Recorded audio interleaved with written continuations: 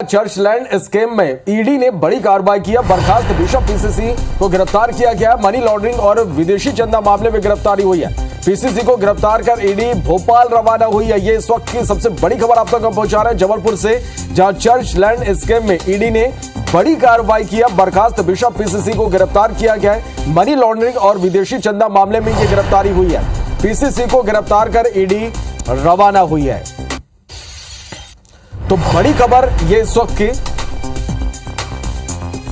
विजेंद्र हमारे संवाददाता phone line पर जुड़ा है। विजेंद्र, ईडी की ये बड़ी कार्रवाई, बिशप प्रवर्तन निदेशालय की एक बड़ी कार्रवाई है श्रवण। और बता दूं आपको कि church of north India CNI के मॉडरेटर रहते हुए और जबलपुर डायोसिस का बिशप रहते हुए पीसी सिंह ने कई लैंड स्कैम को अंजाम दिया था और साथ ही साथ बड़े पैमाने पर काले धन को सफेद करने का कारनामा भी उसकी ओर से दिखाया गया। और FCRA foreign currency regulation act के तहत जो विदेशी चंदा मिलता है उसमें भी भारी गड़बड़ियां की गई।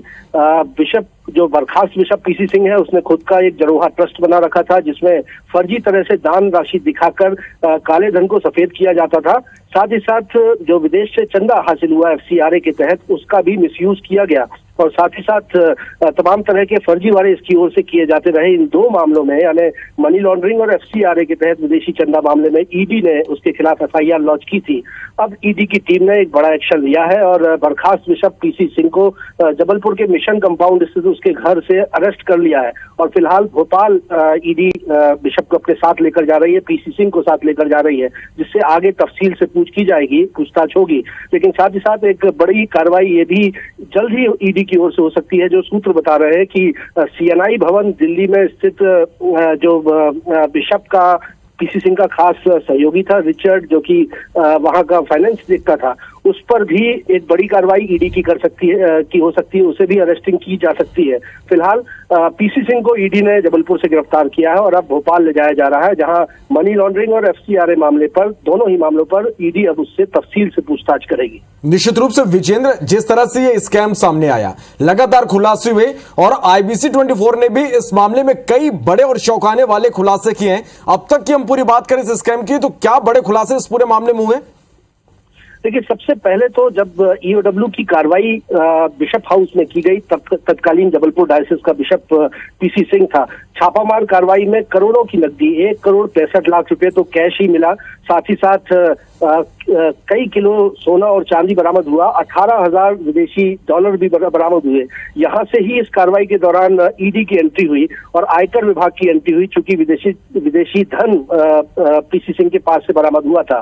सिलसिलेवार तरह से अगर हम देखते हैं तो ये पता चला कि पीसी सिंह की ओर से एक संस्था पर फर्जीवाड़ा करते हुए जो चर्च को लीज पर आवंटित जमीन थी, जो शासन ने चर्च को सामाजिक कार्यों के लिए दी थी, उसका मिसयूज किया जाता रहा। लगातार जमीनों को खुर्द-बुर्द करते हुए उन्हें बेचने की कार्रवाई की जाती रही और अकूत दौलत पीसी सिंह ने अपने नाम पर कमा ली। हालांकि ये तमाम लीज की संपत्ति थी, ये चर्च की संपत्ति थी, लेकिन उसका निजी इस्तेमाल उसकी ओर से किया जाता रहा। न सिर्फ जमीनों का फर्जीवाड़ा किया, लेकिन भ्रष्टाचार और गबन के भी मामले लगातार इन्वेस्टिगेशन में सामने आए। यही वजह है कि ईडी की इसमें एंट्री हुई। विदेशी चंदा जो हासिल हुआ उसको भी निजी इस्तेमाल में पीसी सिंह और उसके परिवार के लोगों की ओर से लाया जाता रहा और साथ ही साथ जो विदेशी धन बरामद हुआ था और ब्लैक मनी को व्हाइट मनी में कन्वर्ट करने का जो काम पीसी सिंह की ओर से किया गया उसकी भी जानकारी मिली। तो हम कहें कि एक के बाद एक जो सिलसिलेवार खुलासे रहे और साथ ही साथ जो आर्थिक तौर पर अपराध हैं, जो विदेशी चंदा हासिल हुआ उसमें लेकर जो गड़बड़ियां हैं, उसको लेकर ईडी अब इस पूरे मसले की जांच करेगी। दूसरी तरफ EOW लगातार बाकी मामलों पर कार्रवाई कर रही है, लेकिन अब FCRA और साथ ही साथ मनी लॉन्ड्रिंग के मामले पर ईडी कार्रवाई करेगी। तो जाहिर सी बात है कि इस इन्वेस्टिगेशन के बाद पीसी सिंह की मुश्किल और बढ़ सकती है। निश्चित रूप से विजेंद्र वही जानना चाह रहे थे कि किस तरह से, जिस तरह से पीसी सिंह अब एक बार फिर से अरेस्ट हुए हैं, एक बड़ा ये स्कैम है, आने वाले दिनों में पीसी सिंह की मुश्किलें और किस तरह से बढ़ने वाली है? जाहिर सी बात है कि जो अभी तक अपराध EOW की ओर से दर्ज किए गए हैं उसमें उसको सख्त सजा हो सकती है। बार बार जमानतें खारिज होने के बाद उसको बेल जरूर मिल गई, चूंकि EOW की ओर से चार्जशीट पेश की जा चुकी थी। लेकिन अब ईडी उन तमाम पहलुओं पर जांच करेगी जिससे ये पता चलेगा कि किस तरह से एक धर्म की आड़ में, धर्म गुरु की आड़ में पीसी सिंह की ओर से भ्रष्टाचार का बड़ा खेल खेला जा रहा था। आखिर कैसे जो विदेश से चंदा इस संस्था को हासिल हुआ, कि वो जिन रेगुलेशन से हासिल हुआ उसको फॉलो उसकी ओर से क्यों नहीं किया गया। अब मैं आपको बताना चाहूंगा कि कोविड काल में जब चर्च के गरीब सदस्यों के लिए विदेश से चंदे की राशि हासिल हुई, वो सबूत भी हमने IBC 24 पे दर्शकों को दिखाया कि कैसे पीसी सिंह और उसके परिवार ने उस चंदे की राशि को, जो कि गरीब सदस्यों के लिए आई थी विदेश से, उसे निजी इस्तेमाल में लिया जाता रहा। उससे महंगी कारें, महंगी घड़ी, महंगे फोन खरीदे जाते रहे। चार्टर्ड प्लेन पे लगातार वो यात्रा करता था। वो एक धर्म गुरु, लेकिन इस चोले में वो किसी राजसी जिंदगी जो थी वो जी रहा था।